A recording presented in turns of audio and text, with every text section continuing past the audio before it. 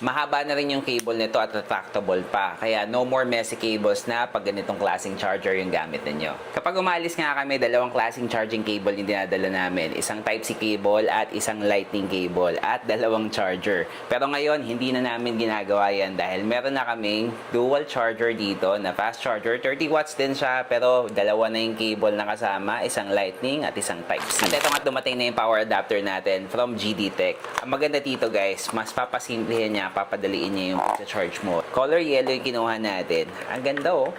No need for cables kasi meron na siyang cable na kasama. At ito siya. Meron siyang Type-C cable at meron rin siyang Lightning cable dyan. At retractable na yan guys. Try natin yung Type-C. So mahaba rin siya. So mga nasa 2 feet din yung haba niya guys. At retractable siya.